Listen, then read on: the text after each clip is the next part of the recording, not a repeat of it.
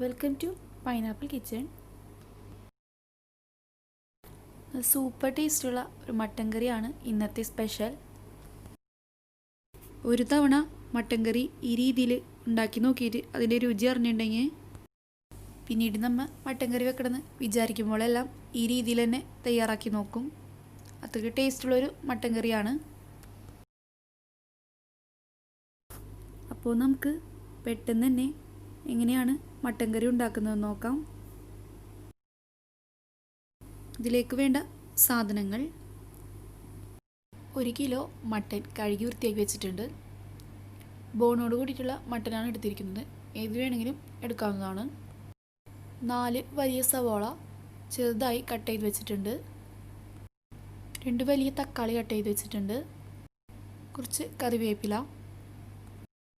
അതിലേക്ക് വേണ്ട മസാലപ്പൊടികൾ: 1/2 ടീസ്പൂൺ മഞ്ഞൾപ്പൊടി, 1.5 ടേബിൾ സ്പൂൺ മുളക് പൊടി, 3 ടേബിൾ സ്പൂൺ മല്ലിപ്പൊടി, 1.5 ടീസ്പൂൺ ഗരം മസാല, 1/2 ടീസ്പൂൺ പെരിഞ്ജീരകപ്പൊടി. ചതച്ചെടുക്കാൻ വേണ്ടിയുള്ള സാധനങ്ങൾ: 1 ടീസ്പൂൺ കുരുമുളക്. പെരിഞ്ജീരകപ്പൊടിക്ക് പകരം പെരിഞ്ജീരകം കയ്യിലുണ്ടെങ്കിൽ 1/4 ടീസ്പൂൺ പെരിഞ്ജീരകം ചേർത്ത് കൊടുത്താൽ മതി. 15 വലിയ ചുവന്നുള്ളി, 2 വലിയ പീസ് ഇഞ്ചി, 12 വലിയ വെളുത്തുള്ളി, 4 പച്ചമുളക്. ഇവയെല്ലാം കൂടി ചെറുതായി ഒന്ന് ചതച്ചെടുക്കാം. ഒരുപാട് അരഞ്ഞു പോകരുത്. പാകത്തിന് ഉപ്പ്, വെളിച്ചെണ്ണയിൽ ചെയ്തെടുക്കുന്നതാണ് കൂടുതൽ ടേസ്റ്റ്. 2 കപ്പ് വെള്ളം.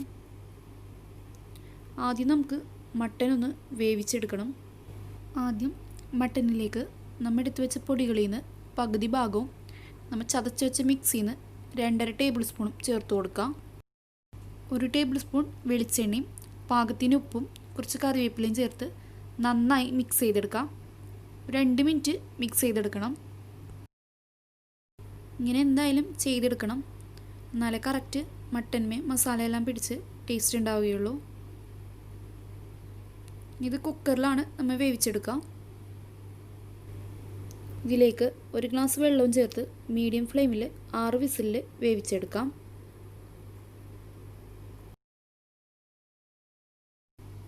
പാൻ വെച്ച് കൊടുത്ത് ഇതിലേക്ക് വെളിച്ചെണ്ണ ചേർത്ത് കൊടുക്കാം.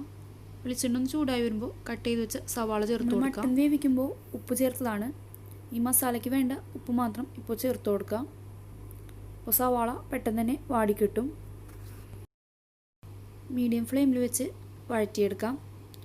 സവാള നന്നായി സോഫ്റ്റായി വരുന്നവരെ വഴറ്റിയെടുക്കണം. സവാള പെട്ടെന്നൊന്ന് വാടിക്കിട്ടാൻ വേണ്ടി നമുക്കൊരു 5 മിനിറ്റ് അടച്ചു വെച്ച് വേവിച്ചെടുക്കാം. ഇടയ്ക്കൊന്ന് തുറന്ന് നോക്കി ഇളക്കി കൊടുത്താൽ മതി. സവാള ചെറുതായി ഒന്ന് വാടി തുടങ്ങിയിട്ടുണ്ട്. എനിക്കിവിടെ 6 വിസിലുകൊണ്ട് തന്നെ മട്ടൻ നന്നായി വെന്ത് കിട്ടിയിട്ടുണ്ട്. ചില മട്ടൻ്റെ വേവിൽ വ്യത്യാസം വരും. 6 വിസിൽ വന്നതിന് ശേഷം ഒന്ന് തുറന്ന് നോക്കാം. വെന്തില്ലെങ്കിൽ ഒരു 2 വിസിലും കൂടി വേവിച്ചെടുക്കാം. സവാള കുറച്ച് സമയം എടുത്താണെങ്കിലും നല്ല സോഫ്റ്റ് ആവുന്നവരെ വഴറ്റിയെടുക്കാം. എന്നാലേ കറിക്ക് കറക്റ്റ് ടേസ്റ്റ് കിട്ടുകയുള്ളൂ. അപ്പോൾ സവാള ഒരു 3/4 ഭാഗത്തോളം വാടി വന്നിട്ടുണ്ട്. ഇനി ഇതിലേക്ക് ചതച്ച് വെച്ച ഇഞ്ചി, വെളുത്തുള്ളി, പച്ചമുളക്, ചുവന്നുള്ളി, കുരുമുളക് കൂടി മിക്സ് ചേർത്ത് കൊടുക്കാം. നന്നായി വഴറ്റിയെടുക്കാം. ഇഞ്ചിയുടെയും വെളുത്തുള്ളിയുടെയും പച്ചമുളകിൻ്റെ എല്ലാം പച്ചമണം മാറി വരുന്നവരെ വഴറ്റിയെടുക്കണം. ലോ ടു മീഡിയം ഫ്ലെയിമിൽ വെച്ചിട്ട് വേണം വഴറ്റിയെടുക്കാൻ.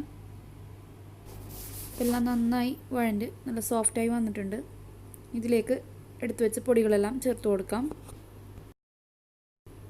മുളക് പൊടി, മഞ്ഞൾപ്പൊടി, മല്ലിപ്പൊടി, ഗരം മസാല.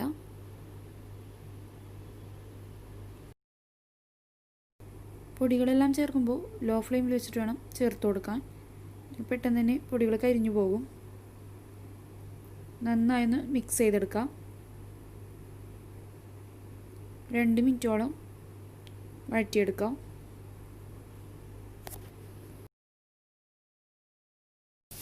പൊടികളുടെ എല്ലാം പച്ചമണം ഇപ്പോൾ മാറി വന്നിട്ടുണ്ട്. ഇനി ഇതിലേക്ക് കട്ട് ചെയ്ത് വെച്ചിരിക്കുന്ന തക്കാളി ചേർത്ത് കൊടുക്കാം.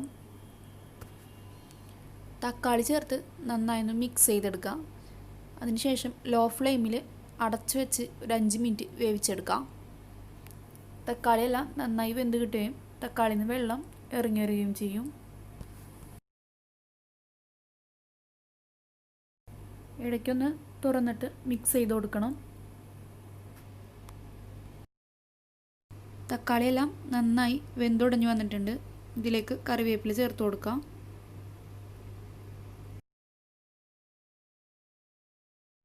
ഇതിലേക്ക് വേവിച്ച് വെച്ച മട്ടൻ ചേർക്കാം. നന്നായി ഒന്ന് മിക്സ് ചെയ്തെടുക്കാം. മട്ടൻ വെന്ത് വന്നപ്പോൾ ഇവിടെ വെള്ളം കുറവാണ്. അത് കാരണം 2 ഗ്ലാസ് ചൂടുള്ള വെള്ളം ചേർത്ത് കൊടുക്കുന്നുണ്ട്. മട്ടൻ വെന്തതിന് ശേഷം വെള്ളം ഉണ്ടെങ്കിൽ 1 ഗ്ലാസ് ചൂടുള്ള വെള്ളം ചേർത്താൽ മതി. പച്ചവെള്ളം ചേർത്ത് കൊടുക്കരുത്, ചൂടുള്ള വെള്ളം തന്നെ ചേർത്ത് കൊടുക്കാം. ലോ ടു മീഡിയം ഫ്ലെയിമിൽ 10 മിനിറ്റ് തിളച്ച് വരണം. മസാലയെല്ലാം മട്ടന്മേ നന്നായി പിടിക്കുന്ന രീതിയിൽ തിളച്ച് വരണം. തുറന്നു വെച്ച് തന്നെ തിളപ്പിച്ചെടുക്കാം. അടച്ചു വെക്കേണ്ട ആവശ്യമില്ല. അപ്പോൾ നമ്മുടെ മട്ടൻ കറി റെഡിയായി വന്നിട്ടുണ്ട്.